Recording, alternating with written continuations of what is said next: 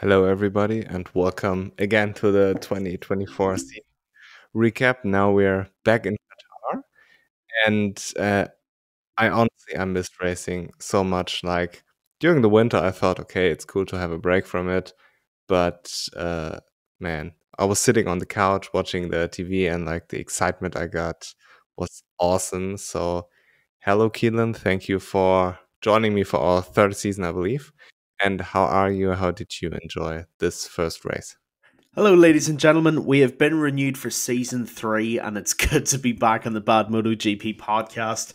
Leo, I am very good. I enjoyed Qatar. It's always a great spectacle. You know, we saw some brilliant sprint action. We saw some incredible Moto 3 action on Sunday.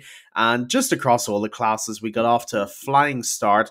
Hopefully, it's what we can expect for the rest of 2024. And as always, I am looking forward to breaking it down.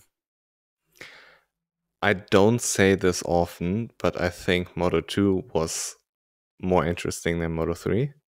I really enjoyed it. But let's get to Moto 2 and Moto 3 later and continue with our usual schedule of covering MotoGP first. I don't know what there's a lot to say about Pecco. I mean, he was faster than everybody, better than everybody, and just showed why he's the world champion. He was so good with his tires and the way he got the best out of this bike and improved over the weekend. He's just, if he's sober, he's unbeatable. Yeah, Francesco Lorenzo strikes again. You know, he goes out in front in the first lap and he does what Pecco Bagnaia does better than anybody on the grid. He gets in front. He doesn't lose the lead at any point. He looks comfortable, just consistent, setting great laps, managing the tires, does an amazing job. And yeah, Pecco Bagnaia picks up where he left off. I think we need to introduce Pirellis into MotoGP. I think this is the solution. I have a feeling because Michelin joined in 2016. I don't know when the contract is up, but I have a feeling that Pirelli started to go into the GP paddock with the Moto 2 and Moto 3 tires and have maybe a plan to cover all big motorsports. Like they have F1, they have World Superbike, maybe they have MotoGP and have Moto 2 and Moto 3. So I think this could be a scenario, but I also could see Bridgestone making a comeback. But I think it depends on Michelin, because if Michelin doesn't want to step back, I would assume they have the first right to continue the contract. Like, I don't know how to say it in English, but yeah, they have the first right of refusal, basically. Yeah, if they want to continue, they'll continue. If not, they can go elsewhere. Yeah, that makes complete sense. That's why I have you on the podcast as my native speaking English. Guys, they keep me around for something. Yeah. Okay, but back to Pecco. I think he did a phenomenal job being aggressive when he had to, managing the gap to Brad Binder when he had to, and just being on point with everything. And I would like to share a little bit of a theory with you. I have a theory that sprint races are actually more beneficial to Pecco than they are to Jorge Martin. Okay, and interesting. Let me elaborate. I know Jorge Martin wins every sprint race and he's just the best at it, but it seems like Pecco has this incredible ability to fix every problem he has during the sprint. It's like a little test race, and he doesn't lose too many points there. Like, how much do you get for fourth place? 8? Whatever. I don't know. 6? I have no idea. Points, I think. I have no idea how many points you get for sprint races. I have to be honest. Once I thought that somebody got into the points in the sprint race because they were 15th, and I forgot that they only give out points up until 10th position. So forgive me, I have no idea how many points you'll get for a sprint race. I just know you get, I believe, 12 for a victory, 10 for second, and then it should be 9 for third, 8 for fourth, and so on. But I don't know. And yeah, I think Pecco, he doesn't lose too many points during the sprint race, but fixes all of his issues because he can test everything out in a rear race trim, have a solution. We saw this last year. Basically every weekend he struggled at the beginning of the weekend, struggled a little bit in the sprint, and in the race he was there. Like Indonesia is the perfect example for this. And he fixed his chattering issues he had with the GP24, and therefore makes more points over his competitors over the whole weekend because he can sort out his issues in the sprint, while Jorge Martin wins the sprint and isn't better in the race, Best case scenario, he's as good as he was in the sprint. But Pecco, he leaps everybody from sprint to main race. So I think it's actually more beneficial to him than for Jorge Martin for this reason. It's a very interesting theory, actually, and the evidence does back up what you're looking at. I think where this massively benefits Pecco is that over the full race distance, nobody can touch Pecco, and the general philosophy will be that if you can do it over 100% of the race, 50% shouldn't be a problem. And it really never has been for Pecco. If you can manage over a full race distance and half race distance where you can just give it everything is a lot easier. Jorge Martin, like you said, has the exact inverse problem. Over half race distance, he's the best, but when it comes to managing everything for the full race, he just can't seem to put it fully together the way that Pecco can. So I certainly don't think that's an invalid theory. I think it's clear that Pecco can get it done across the full race distance, and minimum he's picking up podiums in sprint races. So what Jorge Martin gains isn't even really an advantage because Pecco's nullifying that. So yeah, I'm with you on that. The thing is, what we don't know is how good Pecco would have been without the sprint race. I mean, it could have been that he just knew his problems already and fixed it in a warm-up, then just needs more time. And I remember in Phillip Island, he wasn't too bad as well. I mean, there was no sprint race back then, and he was second, third, something like this. I don't remember, but he was on the podium, and Jorge Martin wasn't because he had this whole drop with the rear tire back then. And Johann Zarco, against all odds, won the race. So, yeah, I don't know how valid this theory is because at the end of the day, we can't compare because we have no other side. But it's just something that came to my mind, and I think this could very well be that Pecco uses this sprint race as a test race for him and doesn't lose too many points, and then makes up all the points in the main race because he fixes all of his issues, which brings us to Jorge Martin because he had some issues as well. He had a lot of issues with chattering, and he didn't feel too comfortable with the GP24 at the beginning of the Sepang test with the new fairing, but then kind of figured it out. But it looks like what he said is that the GP24 isn't 100% his bike yet. He can't use the rear brake as much as he wants to and has a lot of chattering. And Simon Crafer explained this on After the Flag. He said, basically chattering is a problem you get when you have too much grip. And Ducati with all the downforce, it's a good sign, but I don't know how to fix chattering. It would be interesting to know. I will try to figure this out on the fly now when I finish talking. But I think that Jorge Martin has a lot of potential to be even faster. And if this is his worst, he's in the season, third and winning a sprint race, then it could be very tough for everybody else if he indeed figures it out over the course of the season. But Pecco won't get slower, I hope. So yeah, it's going to be interesting. Yeah, no doubt. And as far as Jorge Martin goes, I was very impressed with his sprint race. This isn't breaking news to anybody. Jorge Martin in half race distance is nearly untouchable.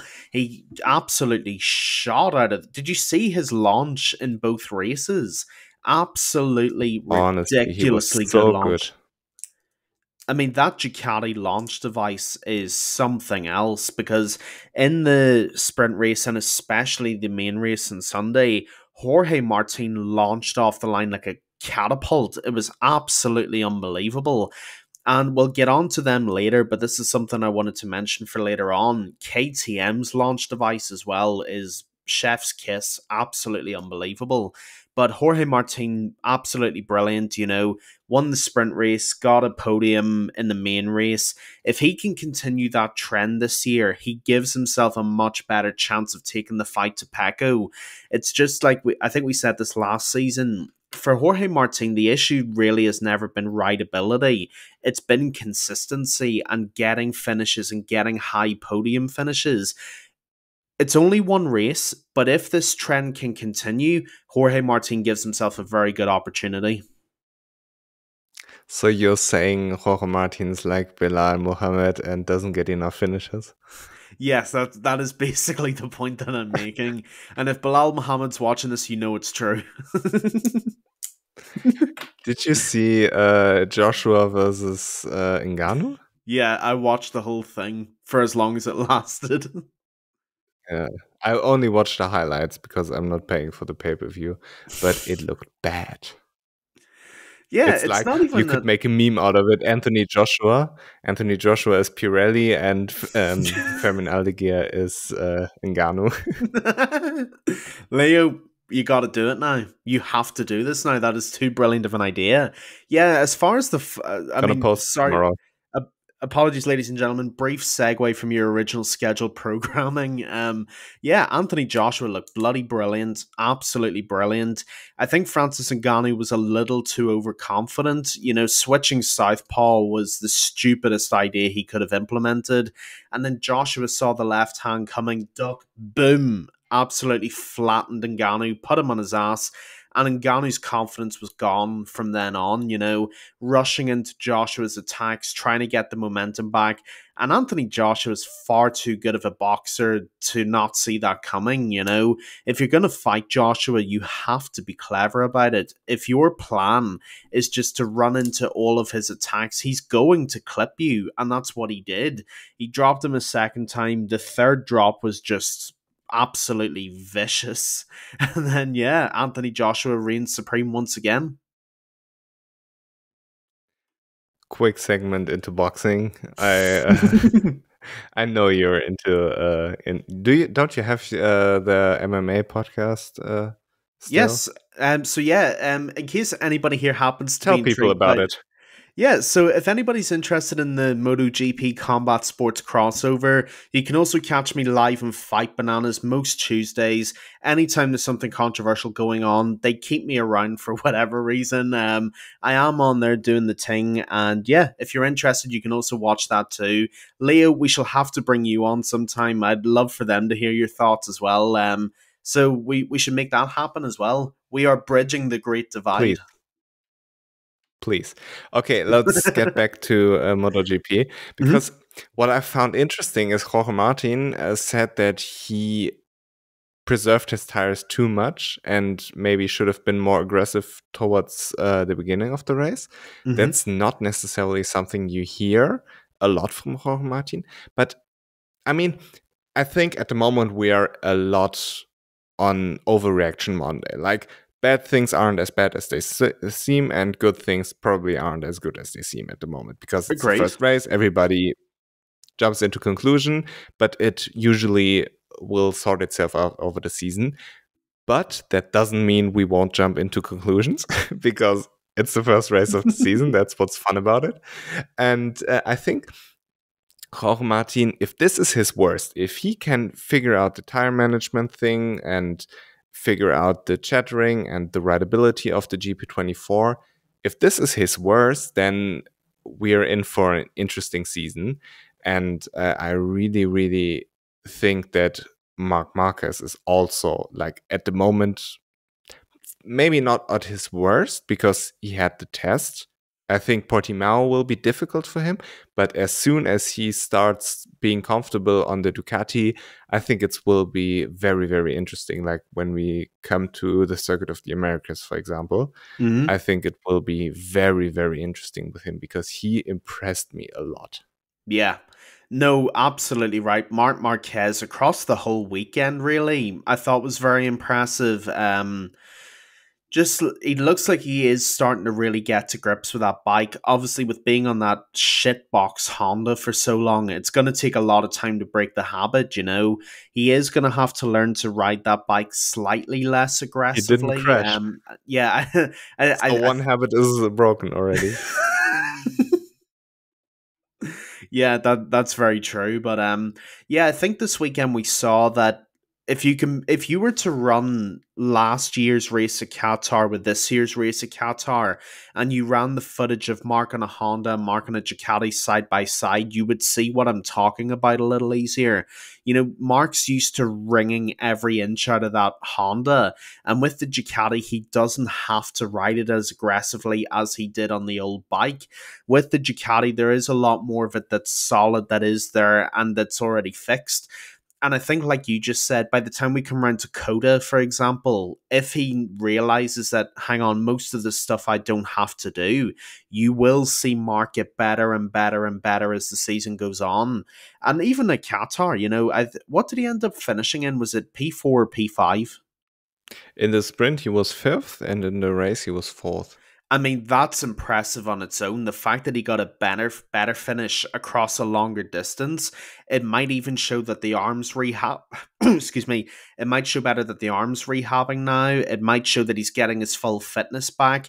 It might show that his confidence is growing too. So yeah, Mark had a great weekend. And I think especially as we go into the summer, as we get to the Saxon Ring, which we know is a favorite of Marquez, you will see some serious momentum rolling by then.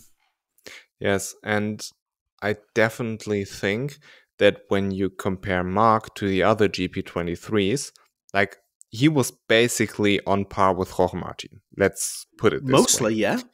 And he was better than Enea Bastianini.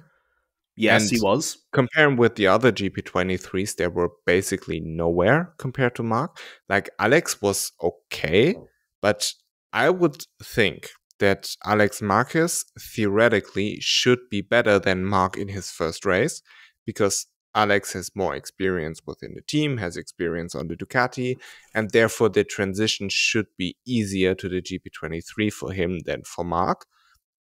But Marc was instantly faster. Basically the same with Fabio Di Giannantonio. I was not very impressed by Digia this weekend. I thought he should be better because he's been very, very good in the tests. He said the GP23 is enhancing a lot of his strength, and he won in Qatar last year. So I expected a little bit more. Not maybe winning, but I expected him to be where at least Alex Marquez, Marc Marquez, more or less the other GP23s were. And I thought he should have had a good shot at beating Marc, but he didn't. And I think Marc is very, very happy with this result. Qatar never has been a track where he was particularly good. I mean, he's good everywhere, but you know what I'm saying? For his standards, he's rather unsuccessful at this track. I believe he only won once in 2014. 2014, you're absolutely right. And therefore, I mean, he had a lot of podiums there. It's still Marc Marquez. Like, a bad track for him should be the best track for everybody else. Like, if, for example, Joe Roberts had this record at Qatar, everybody would say, okay, it's a great track for Joe Roberts.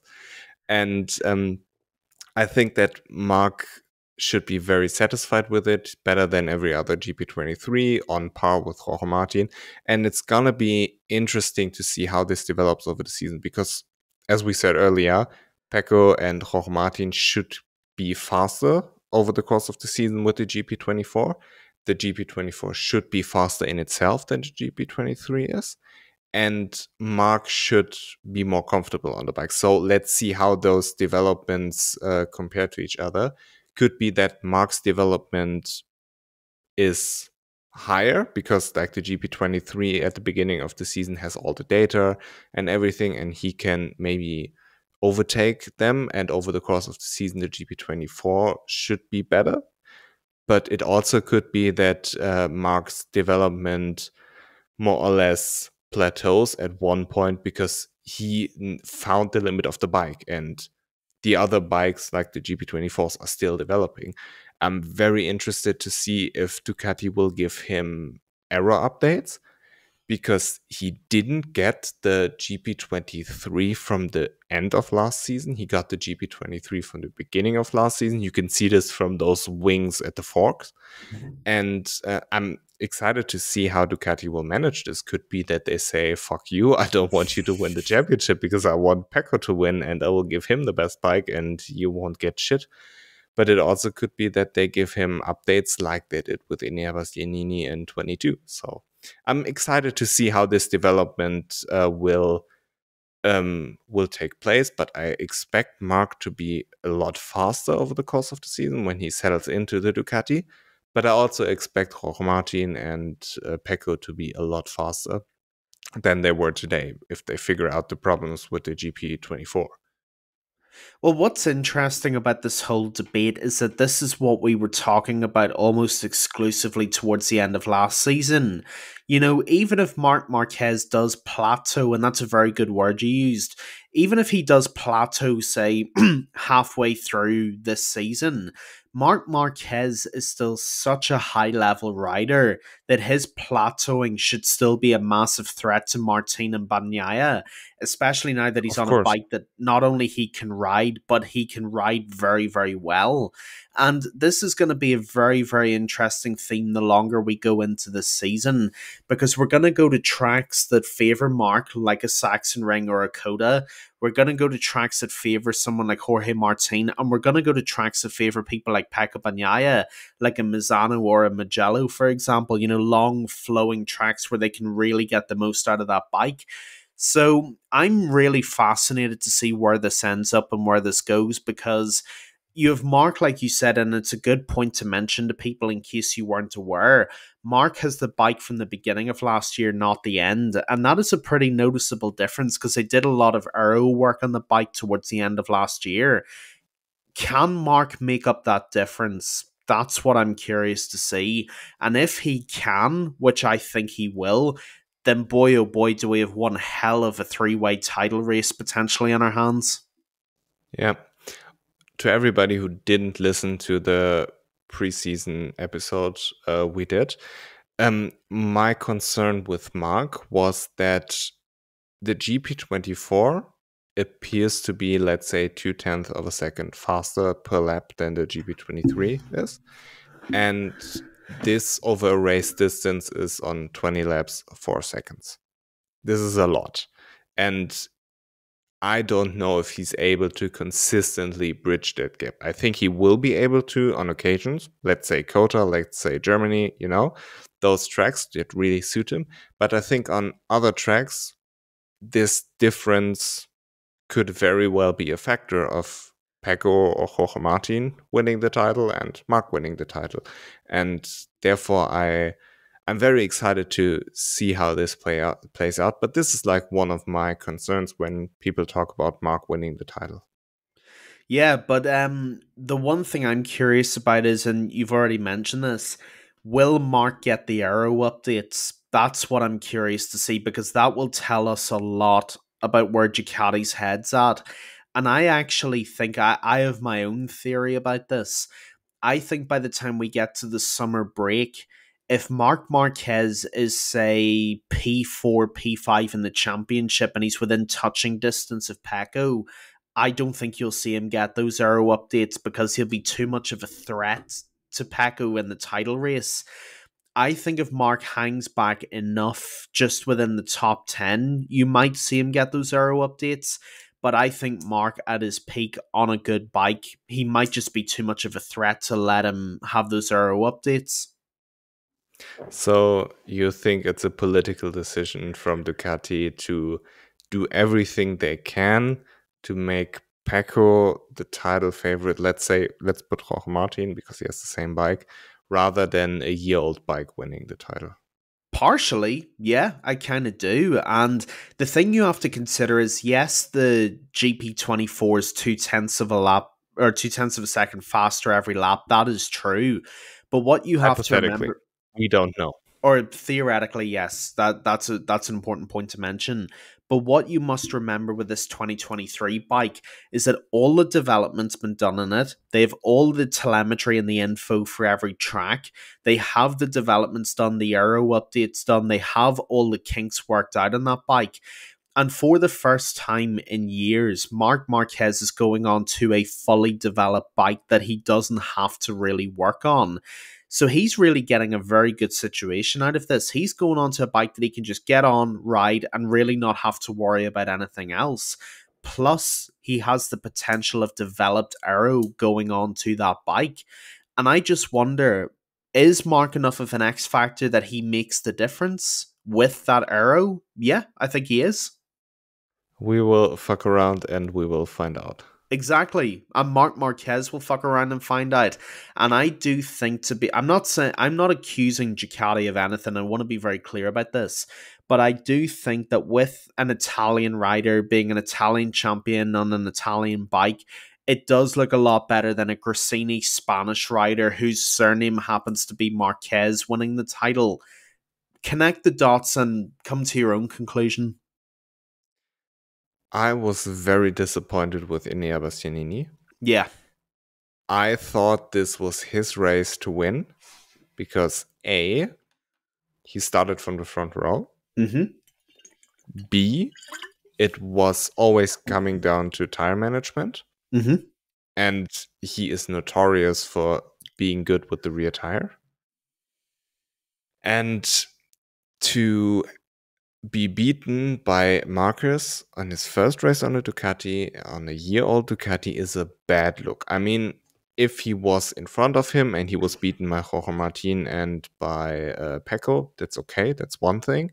But I thought this was a very bad look for Enea Bastianini, and I mean, it's still only the first race of the season. Let's not overreact, but he needs to show something because he had a terrible season last year. Mm-hmm. He had a, let's say, suboptimal start to this season. And at one point, those race wins from 2022 won't be enough anymore. You know, Agreed. He's still riding that wave a little bit, like, okay, he was so good this season, in 2022, this season I'm talking about. But he wasn't good in 23. He appears to be behind in 24, and he really needs to change something in order to, let's say, help his career moving forward. Yeah, look, where I agree with you is I do expect Enea Bastianini to be 2022 Bastianini this season because there really is no excuse at this point.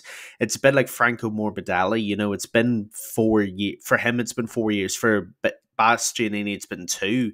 So I do expect Bastianini to be a lot better this year.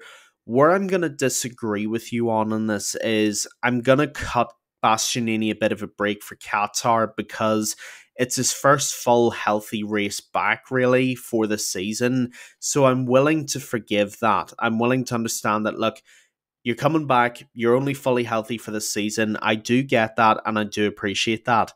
However, where I'm going to agree with you is if this becomes a trend, and in the next races we see him falling back and falling back and falling back, then Ducati are going to have a decision to make this year because 1 year you can accommodate Bastianini being a passenger, 2 you can't because the championship's too competitive.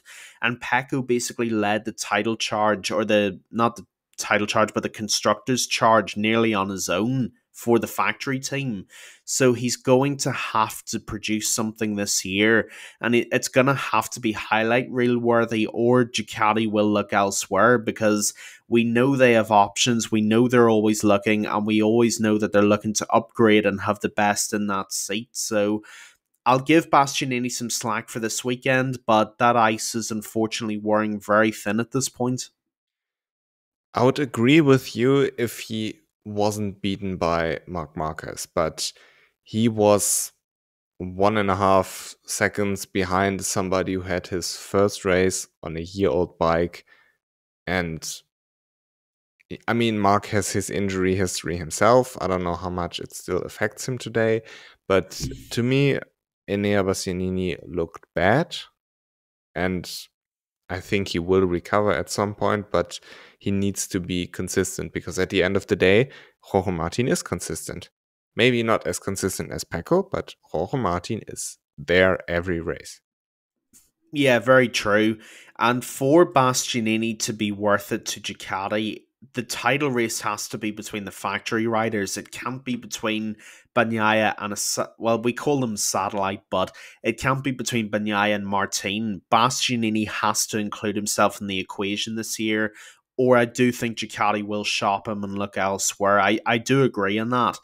But, well, the problem is 1.5 seconds is huge. That is a world of a gap to a rider on his first race on that bike. I do accept that. Like I said, I will cut him some slack. I'll cut Bastianini some slack for this race.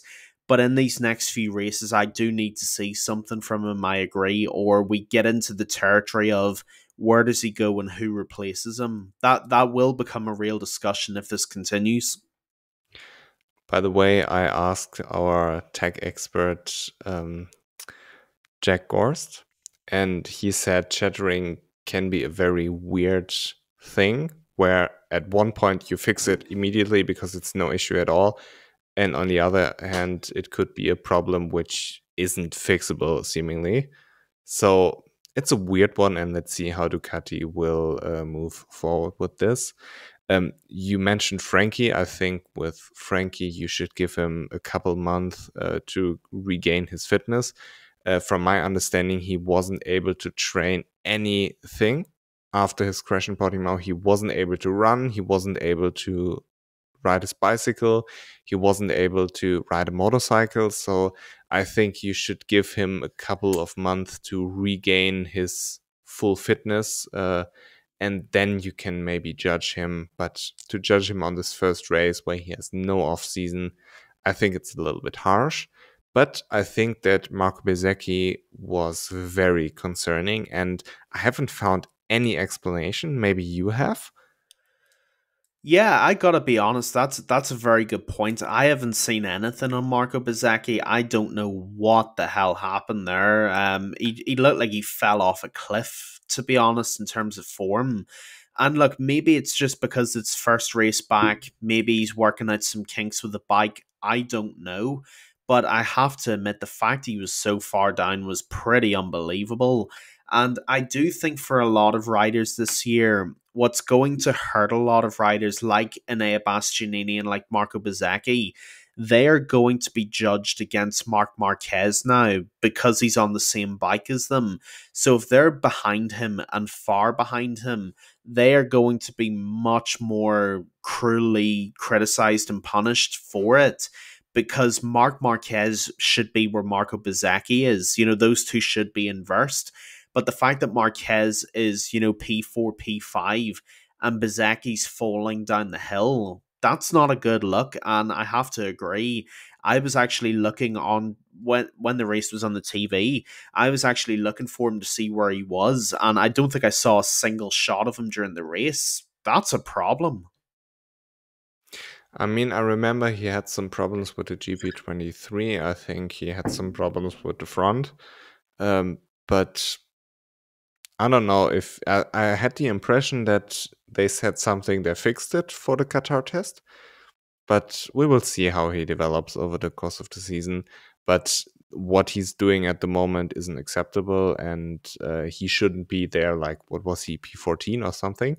Yeah. Battling with Hondas and not doing anything on arguably one of the best bikes on the grid, And I mean, this isn't acceptable. So I think that he needs to work. The team needs to work. I'm very confident that they will figure it out. He's a phenomenal rider, and he really needs to.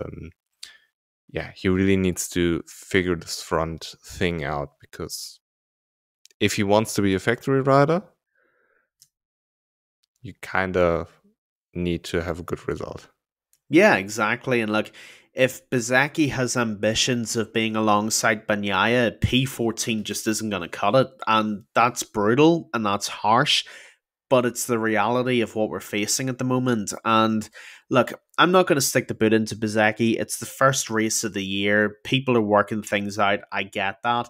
But like Bastianini, he's got to hope he can turn this around and keep going from last year. Because if he falls off a cliff this year, who knows where he ends up? It's so competitive in this paddock.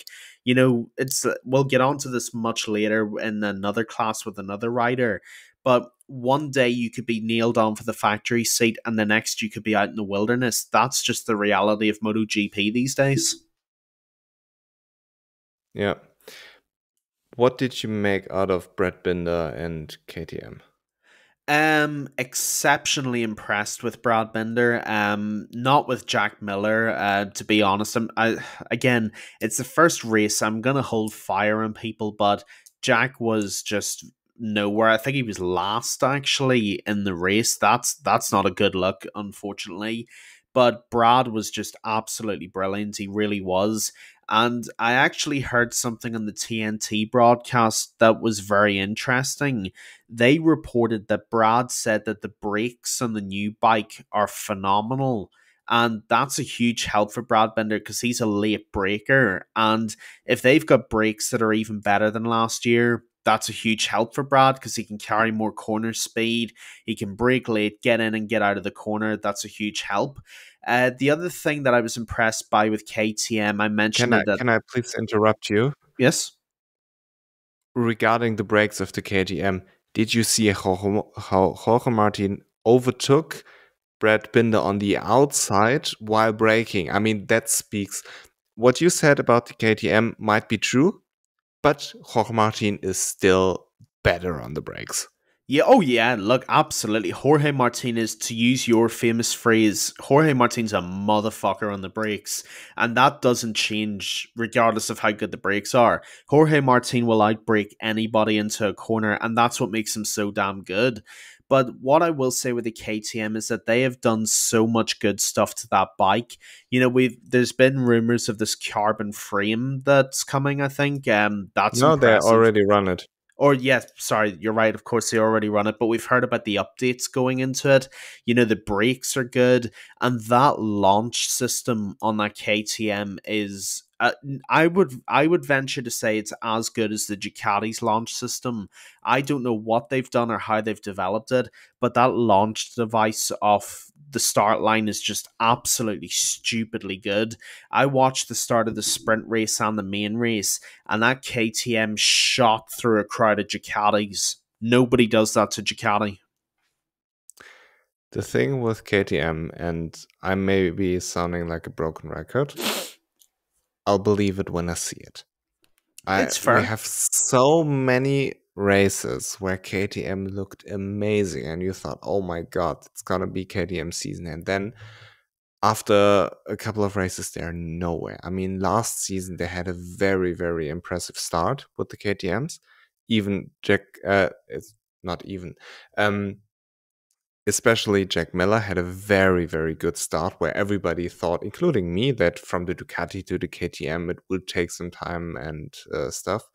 But I mean, it was crazy how good they were at the beginning. I remember races like Argentina, Jerez. I mean, it was very, very good. And then they were nowhere again. You know, Brad Binder hasn't won a race since Austria. I think that KTM needs to figure out how to be consistent. And they haven't figured it out over the 10 years they've been in MotoGP. And again, I will leave it when I see it. But I saw Brad Binder in P2 in Qatar in 2022. And where was he at the end of the year? I mean, it's always the thing with KTM. They have one good race and everybody thinks, okay, it's going to be fine. But I mean, Brad Binder had a great race. KTM had a great race. Pedro had an amazing race. But to do it consistently, I mean, take Pedro out of the equation because he's a rookie. But Brad and Jack, they need to be consistent with it and not have this up and down stuff. And if they can manage to compete with the Ducatis like they did yesterday in Qatar every race, okay, fine. Then I will eat my words, but I will believe it when I see it. I mean, this whole KTM hype, we've been through it a million times and we've always been disappointed. So I don't believe it. Maybe they will prove me wrong. I'm certainly rooting for Pedro, but yeah. Regarding Jack Miller, he's doing everything he can. Can I add a bold prediction to my bold prediction list? Yeah, go ahead. KTM will swap Jack Miller and Pedro Acosta mid-season. Oh, that's not bold. I think there's bolder predictions that you can make, like Yamaha winning a race. I said something along the lines that Luca Marini will be on a podium, so I think this is more bold. But do you say more bold or bolder? Bolder. Okay, yeah, this is bolder, but yeah, I definitely can see it if Jack Miller continues to take a shit, because you can't have a race like Jack Miller had while your rookie, not teammate, but same manufacturer, colleague in a way, he has the fastest lap of the race. And I mean, Pedro Acosta went into this race like, what the fuck is tire management? And he has every right to do so, because nobody will judge him by his results.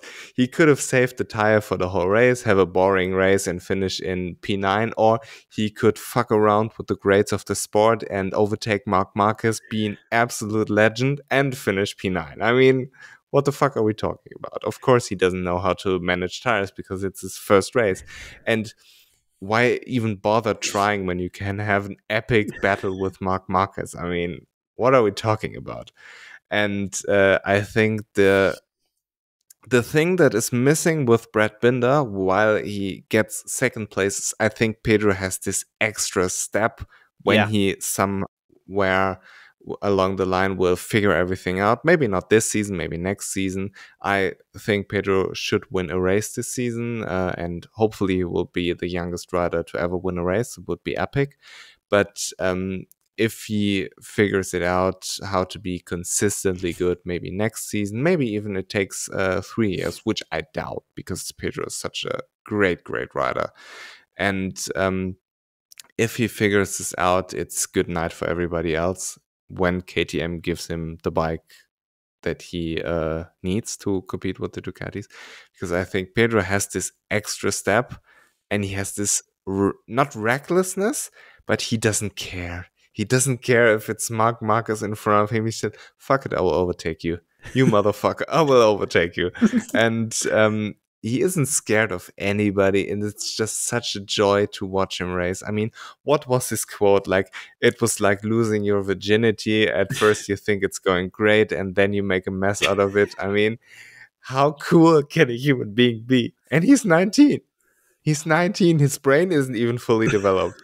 What if he figures everything out and he will ride circles around everybody? He is so incredibly good. And honestly, I enjoyed watching him race. I enjoyed seeing what he does. I mean, he was all over the place. He was going wide, and he was overtaking, and he didn't give a fuck about his tires. I mean, he was just there to have fun, and I'm all here for it. He's such a fucking legend, and I'm so happy to see where this journey takes us with Pedro, and I desperately hope KTM will give him the tools to be successful.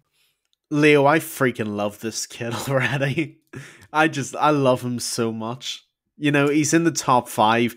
Marc Marquez is out doing his thing, and he's like, screw you, I'm coming in. I mean, who does that to Marc Marquez? Who does that? Yeah.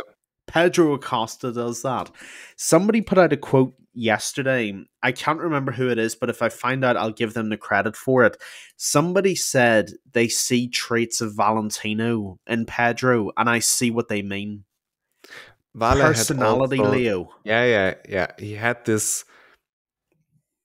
I don't know how to. He had this swagger, you know. Yes.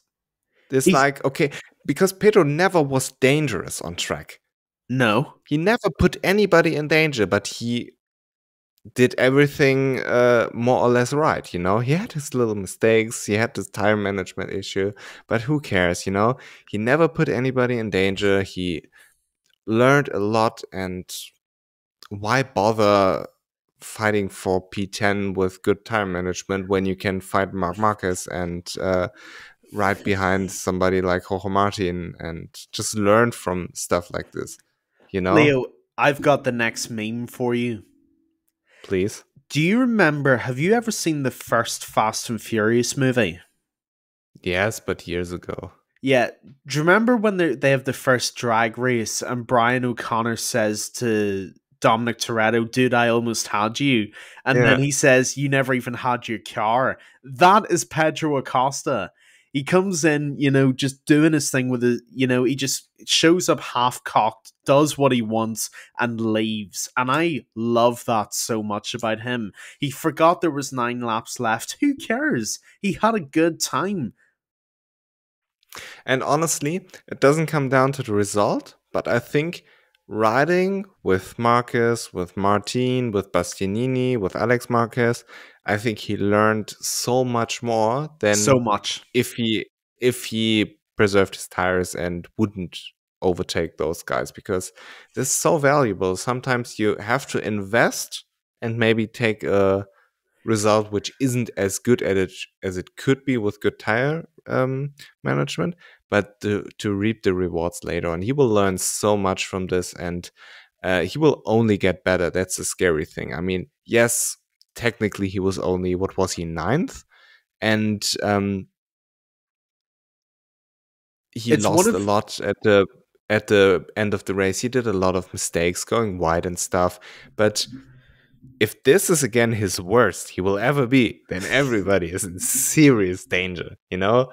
And he has so much potential and he's so cool about it that I really like him and I really enjoy it. For me, this is a result that doesn't accurately reflect how good Pedro was in that race. I mean, P9 for a rookie is still insane, but if you Where look was at how Augusto Fernandez? you He's in tell his me, sophomore season, same team, same bike, he was nowhere. I mean, what does this tell you about how good Pedro Acosta is? This kid is on a Tech 3 bike, not only rookie season, rookie race. And he's mixing it up and dusting it up with the Marquez brothers. And he's behind Jorge Martin and he's learning from them and he's doing his thing. Yeah, look, he half cocked it and he ended up finishing P9. But this kid has got something. He has got And something he didn't special. crash.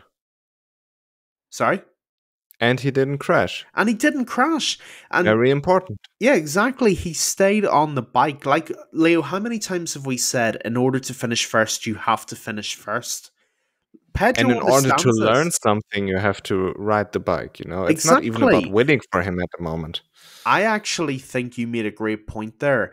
I think factory KTM, Brad Binder, and Pedro Acosta would be such a great team because you've got the experience of Brad Binder and just the X factor of Pedro Acosta.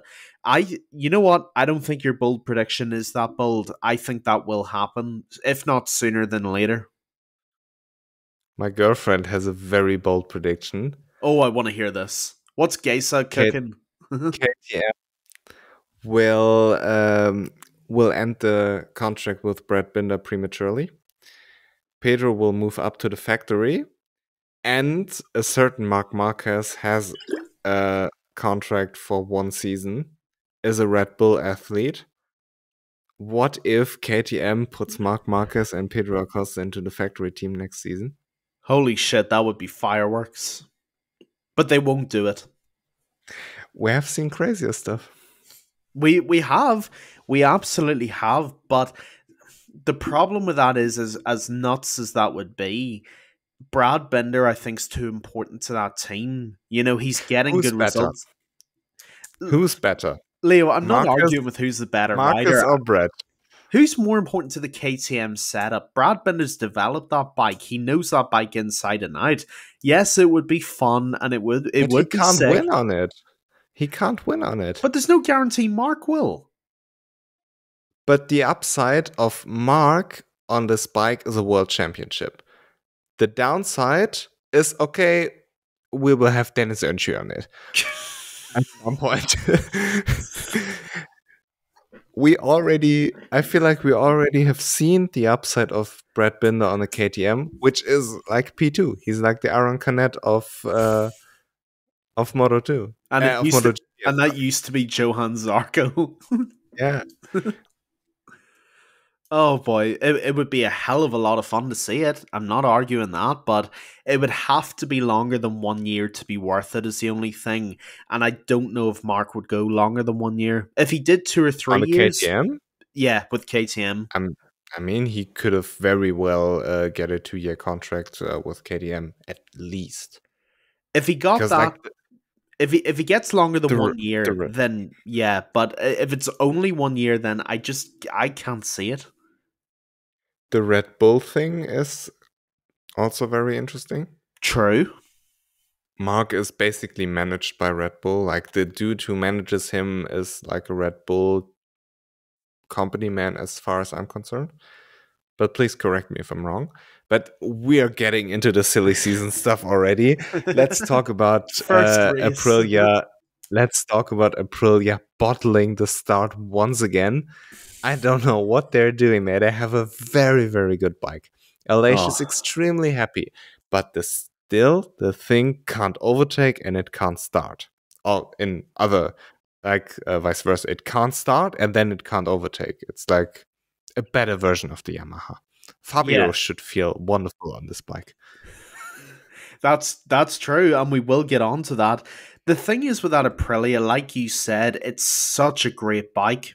It's so good when it's on track, but it starts like a Lada. It is terrible. It just, even a Yamaha, like I think, back in the day when you had to push the bike. It's like the 1970s having to fucking push start the Aprilia. That's exactly what it's like. It's like having to push start the damn thing when everyone else is just roaring past it. Oh my god. And we talked about this last year. The launch device is horrible on that thing.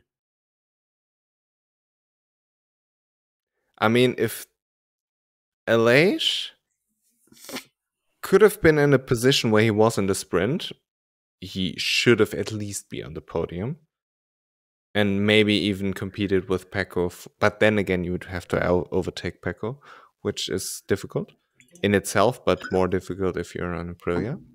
But I was very disappointed with both Maverick and Aleix on Sunday, especially with Aleix. I mean, with Maverick, you kind of expect that you will be disappointed at one point. Just expect to get let down. Yeah, I mean, it's not expect the unexpected, it's expect the expected. By the way, what about Raul Fernandez? I mean, Aki Ayo is still out there throwing stones in his way. This poor fucker can't catch a break. I mean, he had a good weekend. Everything should be fine for him. Obviously not competing with Pecco for the win, but he should have had a good race. And then his stupid bike breaks down on the grid. And this poor fucker has to start from the back. What about people ignoring those FIM employees like David Munoz? Basically told him to fuck off. What was it with this fucking guy? I don't know. But Raul was more or less the same. Like, hey, no, I want to start. And then the whole thing was delayed all of a sudden. And what I don't understand, what I very, very much dislike is the carrying over penalty stuff into a new season. Yeah. No, that makes no sense. Miguel Oliveira fucked up in Qatar. He should have been penalized within the season. I mean, I believe he missed Valencia, if I remember correctly. But, I mean, you penalized Marc Marquez and he didn't have to serve his penalty because he was injured. Like, give this man a break for the new season. What's he now has to do with this incident in Qatar in 2023? I mean, it's utterly ridiculous that he has to serve a long lap, I think. Oh my God, something funny happened the other day. My girlfriend and I were driving in the car, and on the sidewalk, a blind person was walking with the stick, and I was I was saying to her, "Oh, look, she's on her way to govern the Qatar GP as a steward." I'm shocked you didn't make a meme out of it, honestly. Yeah, I mean, making fun of people with disabilities is always a critical thing. You know what I thought was funny, but I didn't post? And in the crash of Jake Dixon, there was a moment when he hit the ground and basically he was sitting on the asphalt and his head was pushed into his lap, and it looks like every man has been through this, like dudes trying to suck their own dick. Oh no. Oh, we're getting cancelled. But I thought, like, I mean, this poor man is injured, but I can't help myself, that's No, it's too funny. I'm a victim of my own thoughts there. We both But I are. didn't post. Yeah, I showed maturity and I didn't post it, but I'm not mature enough to not mention it on the podcast. This is the new grown-up Bad MotoGP podcast. We Yeah. don't joke about that. I mean, we talked about the 9/11 stuff. One was it after one race at the beginning of life. That was, I believe, our lowest point. And we joked about the atomic bombs in Japan. Yeah, I believe this was the same episode. Oh shit, yeah, it probably was. Yeah. It started with something innocent like having chimpanzees work as MotoGP stewards, and then it kind of escalated. Yeah, that's right. That's what it was. My mom asked me why I put it on 18 plus on YouTube. And I said, yeah, we basically made some very dark jokes there, and I don't want to have 11-year-olds watching. Mom, what's an atomic bomb? What's 9/11? I mean, talking about the Women's World Championship, it's okay to put like an 11-year-old boy on estrogen during puberty, but you can't joke about atomic bombs, so he can compete in female sports. When will we see the first man transitioning to being a woman and competing in the Women's World Championship? You know what's so funny? We mentioned this last year at some point. I'm certain of it. We joked about this. Yeah. Oh, who did we say was going to be? Aleix Espargaro to finally win a world championship. I think that's what it was. I think it was Aleix Espargaro. You know what I learned recently? Apparently, there was an experiment. I saw it on the Joe Rogan podcast with Chris Williamson, or what's his name? I don't remember. But he was talking about they had an experiment that boys and girls were basically handed, those t-shirt guns where you can shoot a t-shirt into the crowd. Basically something like this, but with tennis balls. And they were shooting at each other in a dodgeball game. And basically the purpose of this experiment was to take out the physical aspect of actually throwing a ball and just test the eye coordination. And apparently boys and men have a much better perception of where things are in a room, and therefore are more able to hit a target than girls are. And apparently it's like a biological thing, the way the male brain is wired compared to the female brain. And obviously the female brain has a lot more benefits when it comes to social stuff than our stupid male brains have. Joking about Jake Dixon sucking his own dick. Yeah. Oh god. But I was wondering, like with Ana Carrasco, for example, she never was particularly good in the World Championship. Like, is a male brain more capable of riding a motorcycle because of this perception thing? Like, go listen to the Joe Rogan podcast with this dude Chris. I will check his name out because I can't butcher this. I think it is Chris Williamson. I think you had it right. Yeah, I don't know. I will check it, but check out what he said about it. Obviously, it was great podcast, but he explains it much better than my dumb ass can. And I was wondering about this, if this would affect motorcycle racing, and therefore I think it should be great for the sport that we have the women's world championship. I think it's a very interesting discussion, and we tend to go down rabbit holes a lot in this podcast. It's a very interesting one you could go down. Yeah, I, I found it.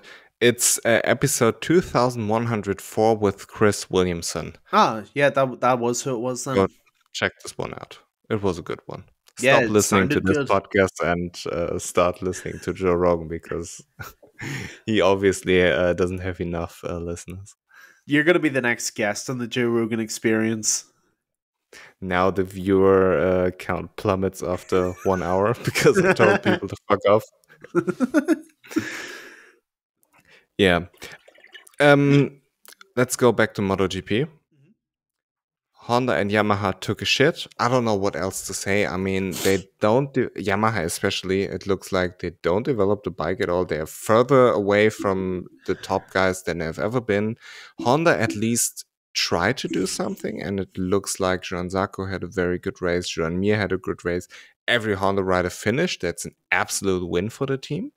And it's not only that they don't have to pay Marc Marquez his huge salary anymore. Apparently, the crash damage isn't as high as it used to be as well. So a double plus for Honda.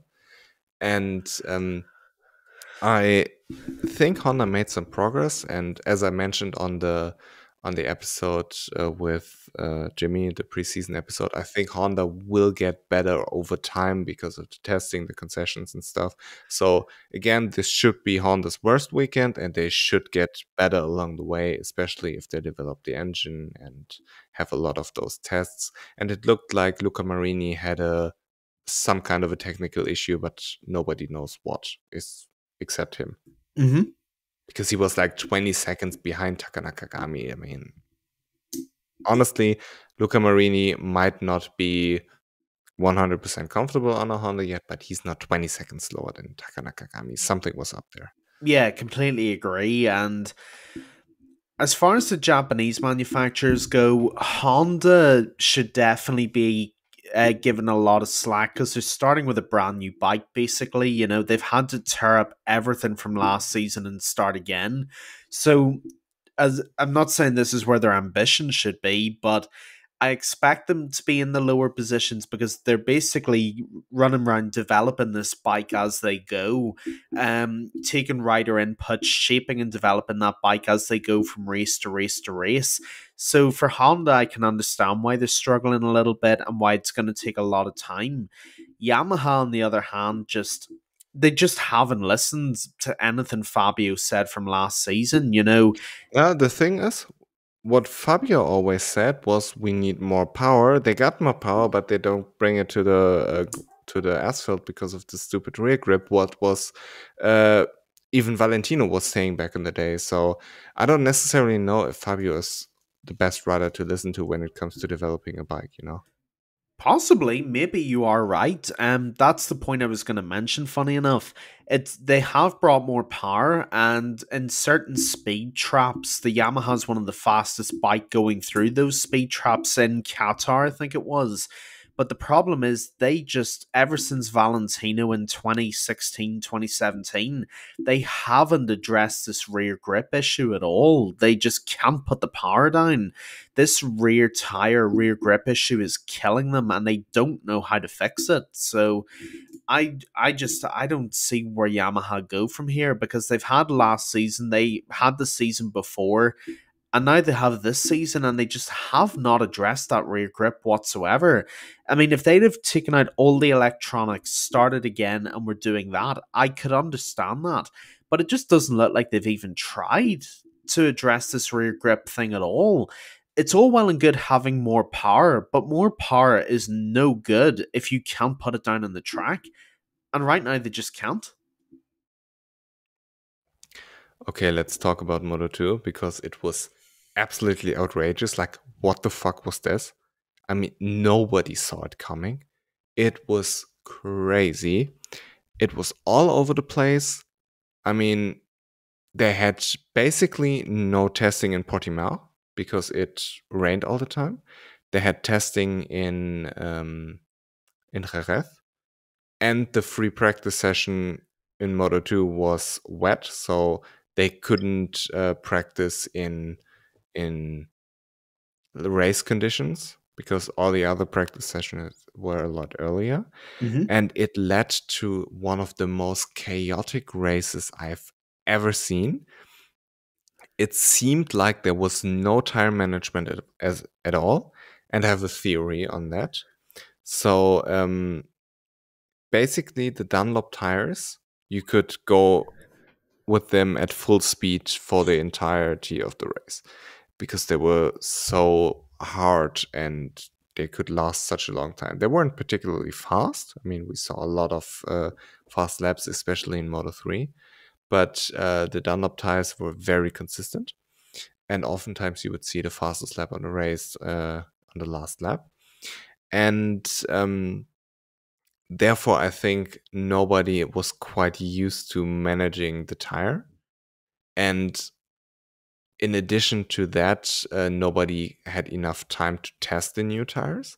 So I think they just didn't understand the tire. And it was quite strange that the medium tire was the tire that gave out after 5 laps, and the soft tire was the one that lasted a lot longer. I asked Jack Gorst about it as well, and he said that the medium tends to tear and then gets a lot of graining, so that causes the big drop off. And the softer one, quite strangely, doesn't have it, and you would expect it to be vice versa, that the soft one was quite early to go to be used up, but the soft apparently doesn't have it. And he said it's a phenomenon that is also in World Superbike, where they run Pirelli tires. So maybe that's just something teams need to work out, but it made for a hell of a race. It was crazy. It was all over the place. And before we get into the race in itself, I would like to read something out to you, because Alonso Lopez, who won the race, had his fastest lap on lap 2, and it was a 1:58.2. And his slowest lap was his last lap. You could see why. He was defending quite hard and therefore obviously lost a lot of time, but still won. So he did everything right. And he was 2 seconds slower on his last lap.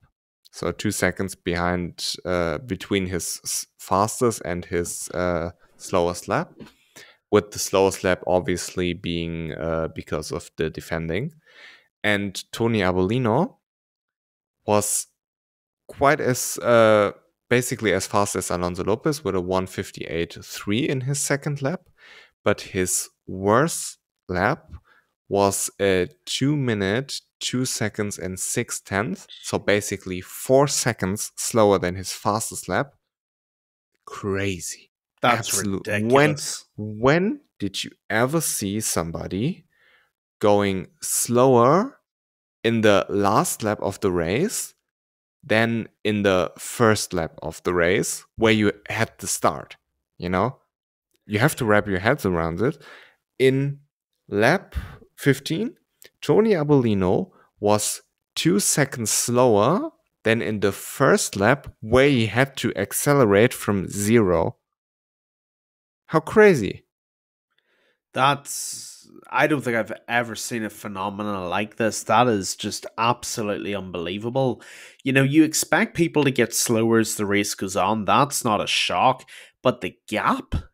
I mean, the fastest rider on track, 2 seconds between fastest and slowest laps. Arbolino, 4 seconds. Ladies and gentlemen, if you haven't seen the preseason preview with Jimmy, I highly recommend you go back and watch it, because this is something to his credit he mentioned and that we mentioned during the episode. This could be the great equalizer this year, these new Pirelli tires. Fermin Aldeguer, race favourite, just fell so far back so quickly. Aaron Canet was leading the race for a few laps. He dropped like a stone as well. I mean, there are riders who were nowhere last year who suddenly are in the top 5, top 10. I mean, I know we'll get on to it in a second, but Barry Baltus was nowhere last year. He's on the podium in Qatar. I tell you what, these Pirelli tires could make for the most exciting Moto2 year, probably in 3 or 4 years.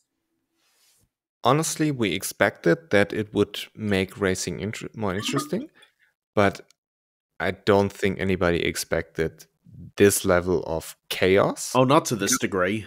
This drop-off wasn't seen in the test in Jerez, It was totally unexpected, and I think it won't happen again because now everybody understood what was the right decision, what was the wrong decision, and how to manage the tires better, I would assume. And I think it will get even better over the season, but this should be the worst Moto2 riders suffered on tires in this entire season because you will just learn from it naturally. And I also think this is a very bad look. I talked a lot about this with Simon Crafer. Mm-hmm. This is a very bad look for Pirelli because with the Dunlops, you had the fastest lap of the race at the end of the race because the bike was the lightest and you could just go forever on these tires. Therefore, it looked good. Like, tires never were an issue. Nobody ever complained about the tires. And if somebody crashed because the tire was too hard, you didn't get a good feeling on the Dunlops apparently, then it's rider's fault. Basically, that's the summary of what Simon said. And with the Pirelli, you get more feel for it. You have more speed. You will see new lap records. But you will see a lot of tire degradation over the course of the race. That's how it should be, says Simon again. But it looks bad for the tire manufacturer if somebody is 4 seconds slower than everybody else. I mean, I haven't compared race times, but it would be interesting to compare the race time of 2023 on the Dunlops and 24 on the Pirellis. That would be interesting. But I think you've made an interesting point there, Leo, as it pertains to the tires. I don't know if it necessarily makes Pirelli look bad because tires are meant to wear away the longer a race goes on. I don't think that necessarily makes Pirelli look bad.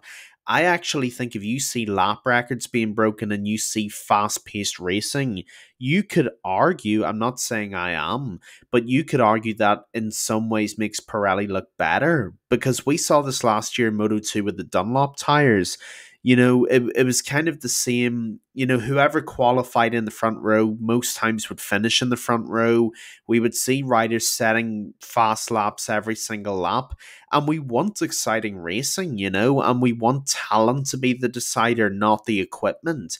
Maybe these Pirelli tires are the shake-up a lot of riders needed. You don't know. But like you said, and you also made a good point as it sort of comes into Qatar itself, most teams have now figured out that they're going to have to be a lot more careful with the tire choice, and they're going to have to pay attention to how these tires react.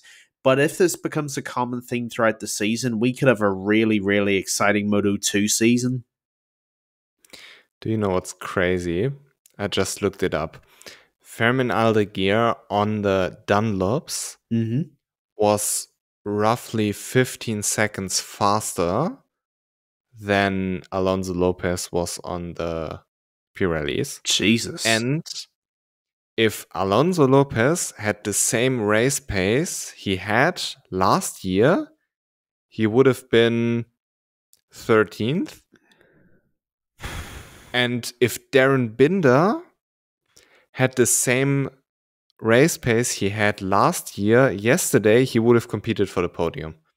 Bloody hell.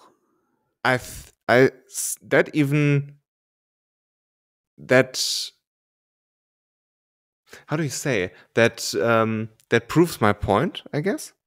That it's a bad look for Pirelli. If you're 15 seconds slower, you see people fading like crazy. Obviously, conditions were different, but still, I mean, Or it's not the best look, I would or say. you could argue that it was the tires making the difference and not the rider. You could make that argument. You could argue that with Pirelli tires, you are going to see the true talented riders shoot to the top. We will see over the course of the season. I mean, overreaction Monday. I think it's due to nobody understanding those tires. I think it will get better over the course of the season. And I definitely think that we won't see this happening again to this extent. I mean, look at the flip side. I mean, Sergio Garcia was 17th, 15th, 13th, whatsoever, after he went wide and managed to finish on the podium. I mean, it was very, very impressive, his pace compared to the other riders.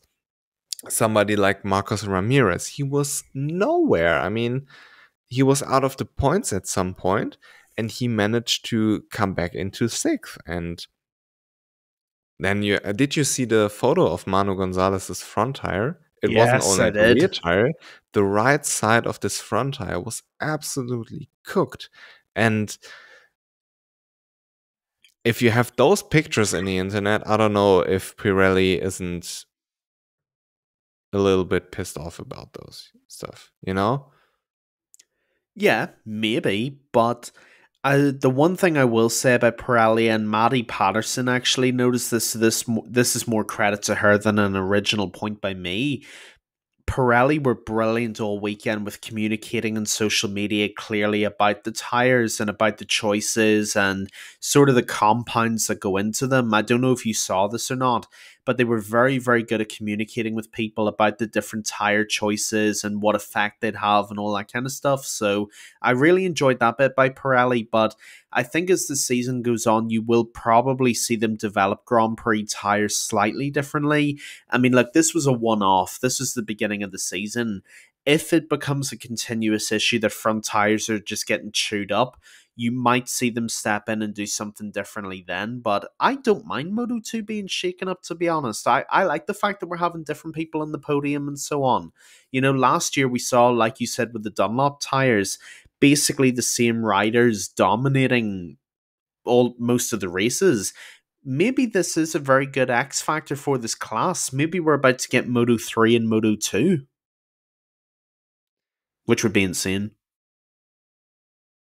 Oh, by the way, regarding the chattering of the Ducati, Uh-huh. Jack answered me because I asked him if he thinks it could be a setup thing. He said it could be a setup thing, but it's impossible to say. Chatter could be almost anything, and he also said could be because of the new engine. And if it is because of the new engine, Ducati is fucked because they can't change the new engine until next season. Yeah, that's an interesting point from Jack. I think this is one of those things we'll have to just pay attention to the longer the season Yeah. goes on, because it's too early to say at this point. Yeah, I just wanted to mention it because No, absolutely. I I asked him. Yeah, so let's talk about the Moto 2 race in itself. I mean, Alonso was incredible.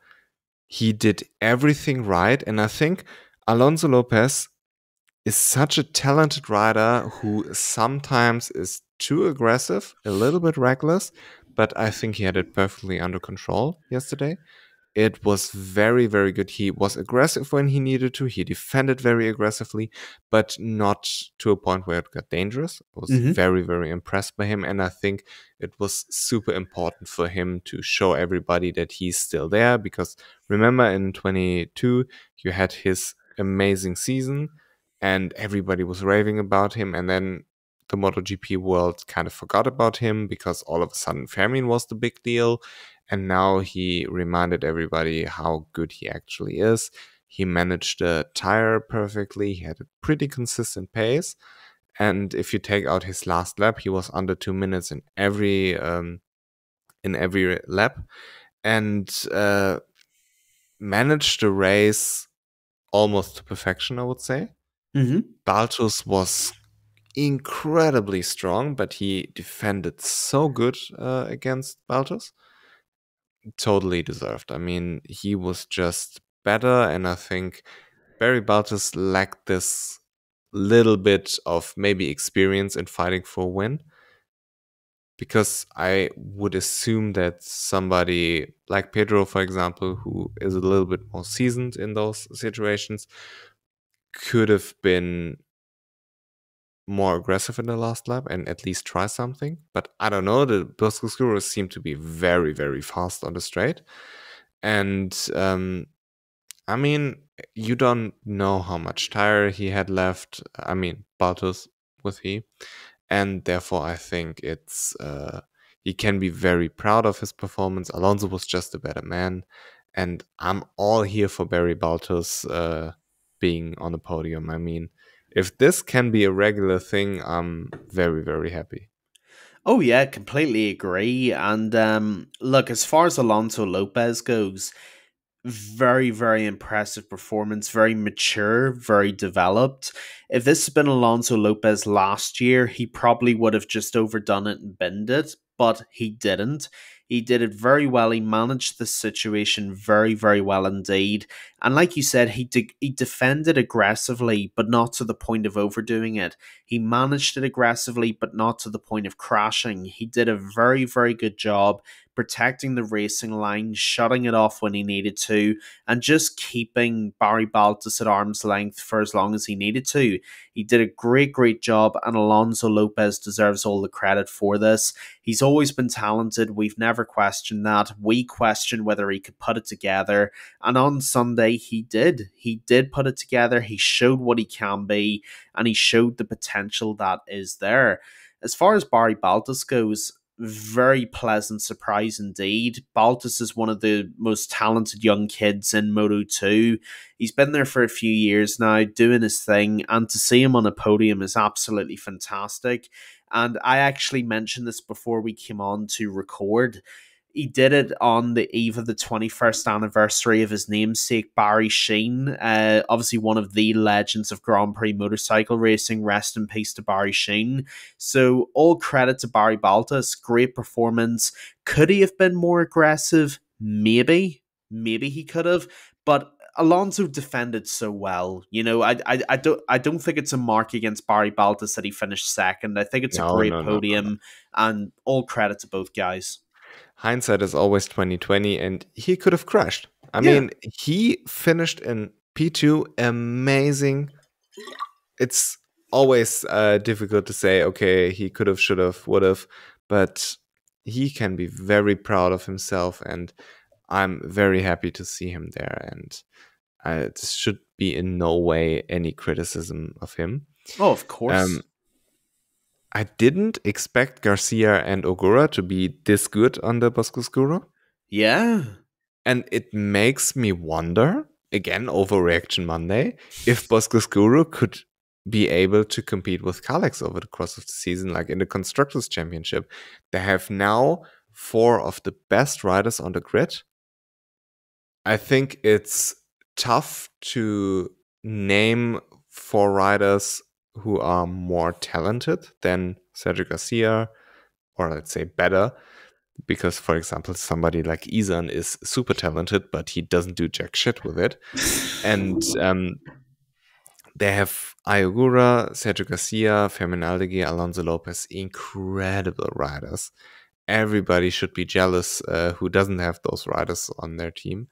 And it could very well be that if they kind of figure it out, because I think Fermin will be good at some point again, and that the Boscoscuro is just maybe the chassis to beat this season.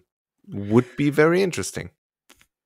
I mean, that is a damn good barbershop quartet of Moto2 riders. You know, Garcia, Agora, Aldeguer, and Lopez.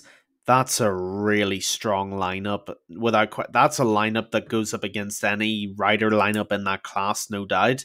And I'm very interested to see what Boscoscuro do this year. Because like you said, Ayogura, very, very good race. Sergio Garcia got a podium, so I'm intrigued. I'm intrigued to see what they do. Whether this was a one-off or not, we don't know. But if they can build on this and make something out of it, then they could be a real threat to Calix this year. And I'd like to see that, because Calix needs threats, and everybody needs threats in order to get better. But yeah, very pleasant surprise from Boscoscuro. Did not see that coming. And I'll be very happy for Luca Boscoscuro because he stuck with Moto2 even when people were leaving his team because they wanted a Carlex, and everybody wants a Carlex and nobody wants to speed up at some point. But he stuck with it, and he developed good riders with Fermin and Alonso Lopez in the Moto2 European Championship, and he now reaps the rewards. That Empty Helmets trusts them is now amazing, and I would really be happy if they can be consistent over the whole season, because they haven't been in the history or in the past. That would be nice, and it's also something that would shake up the grid a little bit, because it's always fun to have different manufacturers with different strength battling from each other. And regarding Fermin, remember in the preseason episode, I picked him as the disappointment of the season. And before everybody starts screaming at me, let me explain. The thing is, he won 4 races in a row. Everybody was saying he's gonna roll over everybody. He had a Pramac deal apparently already signed, and he was going to be the world champion before we even raced. And with new tires and an off season where maybe he didn't work as hard as somebody else who's been kicked in the butt by Fermin in the last 4 races and said, okay, I'm gonna get you now. Maybe this stuff occurred, maybe not, I don't know. But I thought that Qatar could be a deciding factor for Fermin's season, because if he rolled on with it, confidence is a huge thing in Moto2. Maybe his confidence is a little bit cracked now, and maybe if it doesn't get better in Portimao, he will be in a hole all of a sudden where he has to get himself out. Maybe. Could be that he goes out and wins in Portimao. Who knows? But I think that it's a very, very difficult path now for Fermin to satisfy the audience, because the bar has been set so high, and now basically all he can is underachieve, except he goes out and wipes everybody away. So I think that he will be better. He will figure the tires out. He will be showing everybody who he is. But I doubt that he will be as dominant as he was at the end of last season. Yeah, listen, being a victim of your own success is a very real thing. And I do think look, again, it's the first race of the season. I know it's Overreaction Monday, but we try and bring some common sense to it. But like, when you win 4 races in a row in any class, you're going to get expectation, and you're going to get, oh, he's not just going to win Moto2, he's going to dominate, he's going to wipe the floor with everybody else. And again, to be fair to Jimmy and to you, you both said the tires are going to be a big X factor in this, Yeah. and plus you've got a lot of young, hungry, motivated riders in this class. You have Alonso Lopez, who, like you said, is sort of the forgotten man of Moto2, unfairly so. You have Aaron Canet, who wants to win a race for the first time, literally ever. You've got Mission Impossible. Mission Impossible, exactly. You've got kids like Barry Baltus, you have Zonta van den Gorberg, who want to do big things in this class as well. There are a lot of riders who are out here to prove a point. And if Fermin Aldeguer thought he was going to walk this championship, which I don't think he did, but if he thought he did, then he just got a very rude awakening with this race, and I want to see how he steps up to that. I want to see, can he take up the mantle, can he take up the marker and exceed it? Because that's what Moto2 and all the classes are about at the end of the day. It's about seeing the adversity, it's about seeing the level and then raising it, and only time will tell if Fermin Aldeguer does do that. Yeah. I would like also to mention, I mean, we kind of ran through it at the beginning with all the tire stuff, but Marcos Ramirez and Joe Roberts, they came out of nowhere. I mean, they were basically the inverse Tony Abolino, and they had a terrible start to the race, were out of the points, and all of a sudden they're in the top 5. I mean, or top 6. I don't remember. Like at least in the top 10. And they were doing very, very good towards the end of the race. Managed the tire properly. Also, Celestino Vietti, he had a bad start to the race, but recovered and had a top 10 finish, if I remember correctly. So maybe I picked him as the champion. Maybe it's still alive. Who knows? And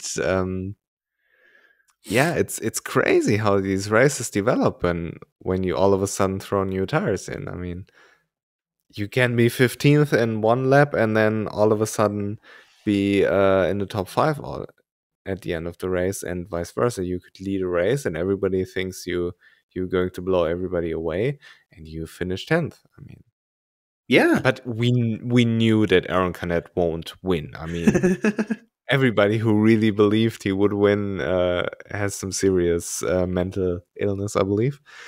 And it's like picking Joan Zarco to win in Phillip Island. It's literally just 1 in a million, isn't it? But yeah, what? Wait 1 second, I had a thought. Mm-hmm. What if you showed fans on Thursday the video of Dennis Öncü passing Fermin Aldeguer and just showed them and they said, "This, I'm for the future, this is going to happen." And they are going to lose their minds, I promise you. Who would have thought Dennis Öncü didn't have a particularly good race, but also didn't have a bad race? I mean, it's just a rookie, first race. You can't blame him for this. But to overtake Fermin, and it was a cool look, let's say. Yeah, I got flashbacks to David Munoz last season. Sorry, I had to get myself out of that. But yeah, it's such an interesting situation because these tires are going to make a big difference this year. We are going to see unexpected winners, unexpected podium reachers as well. Like you said with the American racing team, Roberts and Ramirez were nowhere, and I do mean nowhere. And then all of a sudden they're in the top 10, and you're like, well, where did they come from? Didn't they crash out of shot? And it's like, no, not only did they not crash out, they're in the top 10. And this is what you're going to see. You're going to see cool results that you didn't see coming. And I got to admit, Dennis Öncü passing Fermin Aldeguer was just really funny. Did you see the Ayumu Sasaki crash? No, I didn't. Okay, so basically what happened at the end of the at the end of the straight, he was braking for the first corner and his rear stepped out a little weirdly, and then he just went straight. And oh wait, had to jump sorry, off the you're right. I bike, did see that. like basically like Maverick in Austria in 2020. I don't know if it was a brake failure. I don't know if he just made a mistake whatsoever in this initial braking point and couldn't recover, but it looked strange to go straight into the wall. Usually if you miss your braking point, there's enough runoff space to kind of stay on track, but to have something like this looked scary, and I'm glad that he walked away from this, but it was very, very weird. And like, brake failures are the scariest thing that can happen to you. I mean, I would take an engine blow up all day of the week if therefore my brakes will never fail on me on a racetrack, you know. It's, or even on the street, it's horrendous. What a friend of mine, he drove over the Nürburgring with his car. Ooh. And his brakes overheated in the second lap because stock brakes and stuff, it was kind of stupid. He pressed the brake pedal, nothing happened, and he said, "I shit my pants." It's so crazy. And luckily nothing happened to him or his car, but I don't wish this on anybody, and I thought this was weird and mentionable, you know. No, you're right. When I saw that, that was actually my first thought was, oh my god, has his brakes gone? Because like you said, it was such a weird angle he went off at that was like the logical guess, have his brakes just given up on him. But I'm glad he was all right and nothing bad happened, because we saw the Maverick Vinales crash a couple of years ago, and holy mother of God, that was scary. If somehow you've never seen it, go back and watch it, because that shit is terrifying, and that is a motorcycle rider's worst nightmare. Do you agree with me that Moto 3 was less chaotic than usual and less chaotic than Moto 2? Yes, yeah, I do. On a very rare occasion, it must be said, but yes, I do agree. It was slightly less mental than Moto 2. I mean, what was crazy that all of a sudden, I can't recall that we had too many of those mass crashes last season. I mean, people were crashing, yes, but to have multiple riders involved was strange. And let's start with the start of the race. David Munoz pulling this 1000 IQ move where the FIM dude comes to him, says, you have to go to the box now. You stalled your bike. And he just took his bike and put it back into place. Like, this is going to... What did he thought? I mean, it was crazy stupid. Held off the whole procedure. And yeah, he had to start from the pit lane. Didn't win, sadly. I mean, pit lane Munoz would have been crazy. But yeah. And then, I mean, Holgado led most of the race, and there was a small group building. Joel Kelso was the only one who had a soft rear tire, and I talked to him a little bit about it because I was wondering, like, what was the thought behind it and how did it affect him during the race. And he basically said that the thought of it was to reap the benefits from the soft tire early, get out in front, and manage it over the race distance. And he thought he didn't expect it to drop this much. And he had no rear grip left. He said he was turning the bike with the rear very much. And no, this was somebody else. He was sliding a lot and he didn't have any traction. That's why he couldn't overtake on the straight. And he said it was just not the right decision. But yeah, at the end of the day, still top 8. He finished it. It was easy to crash that day in Qatar. And he can be very proud of it because he didn't rear end Danny Algado this time. So it's definitely an improvement from last season. And yeah, I think it was still a good decision because you don't know if he took the medium, if he was able to keep up with the group. Maybe he would have even won, who knows. At the end of the day, you're always smarter, but I think it was definitely a ballsy move because to pull out in front in a Moto 3 race, manage the tire and have them battle it out behind you is definitely very brave. But yeah, I'm happy that he had a good race. I think it was a cool decision, but I think he regrets it in a way. But at the end of the day, you're always smarter when you finish it. Yeah, exactly. And I don't think Joel Kelso can have too many regrets. You know, he finished in the top 10. And with Moto 3, you can literally win one day and be in a 20 rider pileup the next. So finishing is a mercy on its own. Finishing in the top 10, you can be very happy and content with. And I think Joel Kelso will take that result as something to build on and to develop in the next races. He won't be upset about that. But I do want to touch on David Munoz for a second because that was the funniest thing I've ever seen in my life. It was like if you put the theme tune of Benny Hill to it, you know, it fits it perfectly, basically. I hope we don't get copyrighted for that.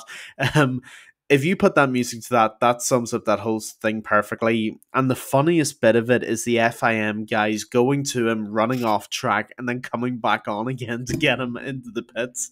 That was the funniest bit of that whole thing. But Yeah, it was a great race. It was very interesting. Shout out Tayo Furusato, by the way. He got on the podium, didn't he? Yeah, Yeah, third. what a race from him. He came out of nowhere. What a result for them.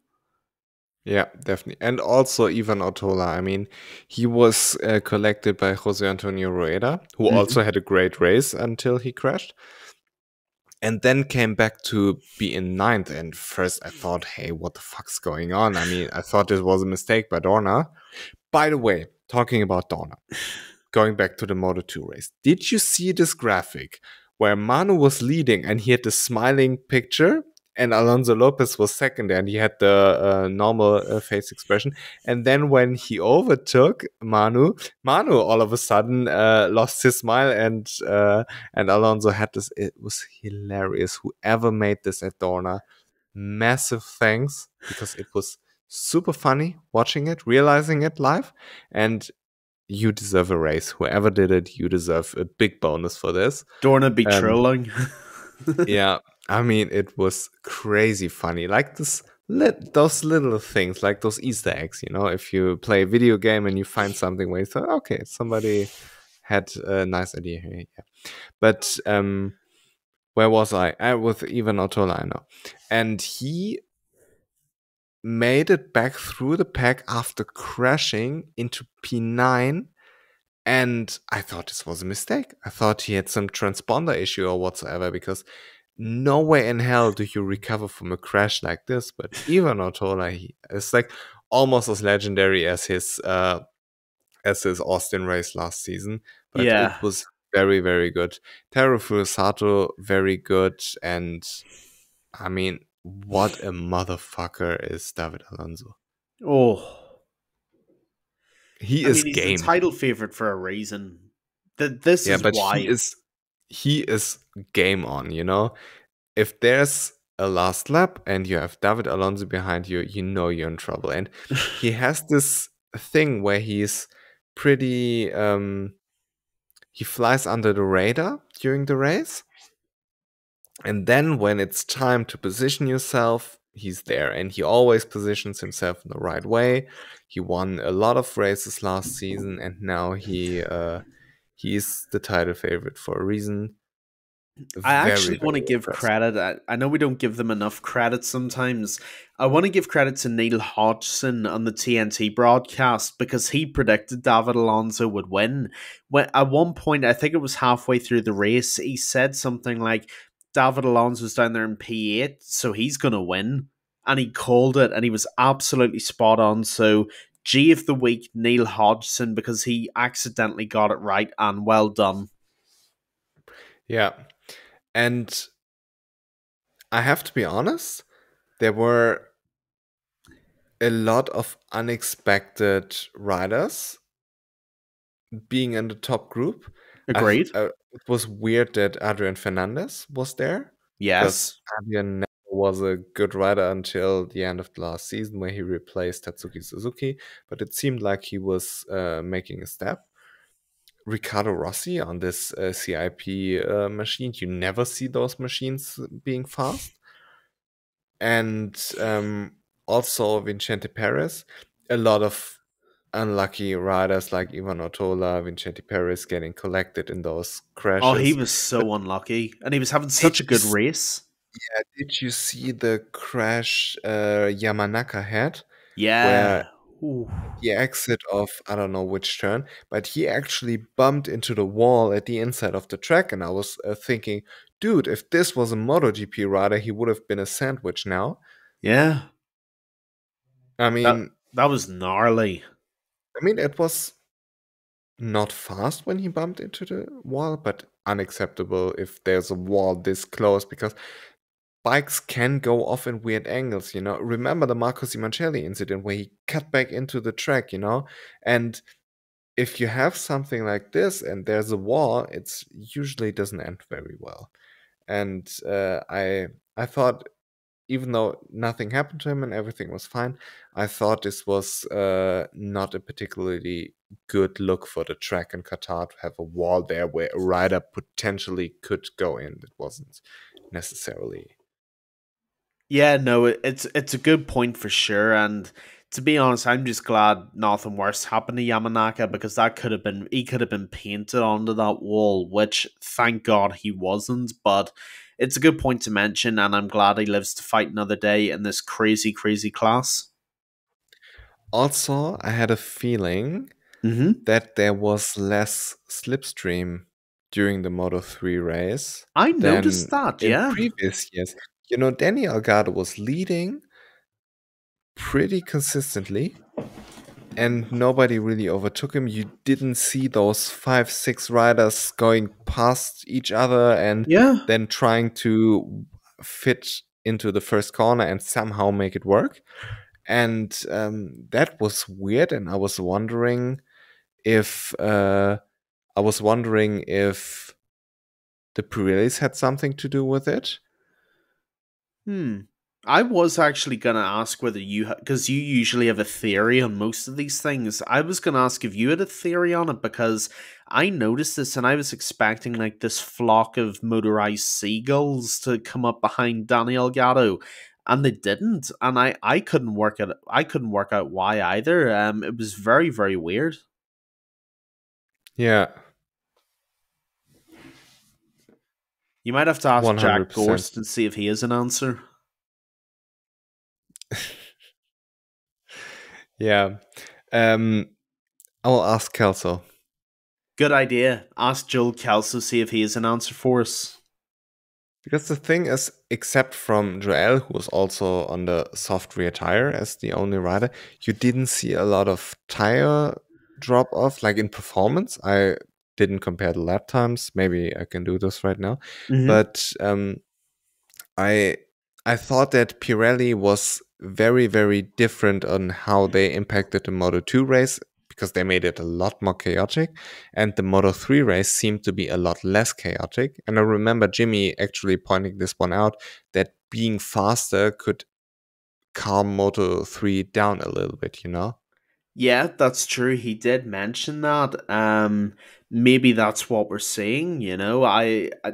I think it's one of those things where you need a bigger sample size as the Yeah. season goes on. Because like with Qatar, you have a mile long straight, so that might not be the best source of working it out.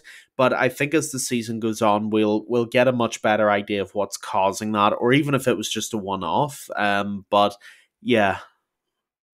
Yeah, but if you compare races from the past in Qatar, where you had 20 people basically in one group fighting for the victory, and now you had a group of 7 people at the end, I believe. I mean, half of it crashed, so okay, it could have been bigger, but I don't know, we will see. But it's actually, I don't think it hurts Moto 3, because Moto 3 at some points becomes too chaotic. I remember this Catalunya race in 2021, where they all of a sudden started to go wide because they didn't want to lead into the last lap Yeah. on the long straight. But yeah, I don't know.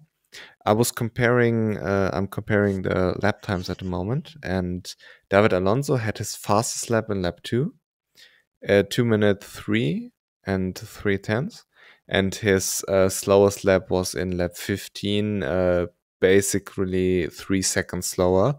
So you saw a big drop off in pace, but it looks like everybody had this big drop off. And also, like Joel Kelsey, he was running 2 minute 8 at the end of the race, so 5 seconds slower.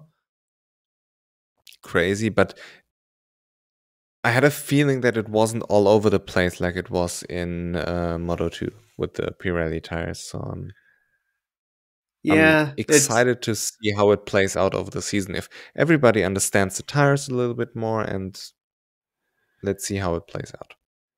Yeah, I think that's where I'm at on the tires at the end of the day. We need a bigger cross section and a bigger sample size to really compare it fairly. Qatar can be a pretty unique track in some respects. So I want to see, like, for example, Mugello, Austria, Misano. I want to see all the tracks with these new tires. and then we can compare it a lot better and have a much better idea of what we're dealing with. But I think it's going to make for two very, very exciting championships. And at the end of the day, who loses from that? Yeah. Okay. So, Moto 3 in Portimao should get wild. Yeah. As it usually does.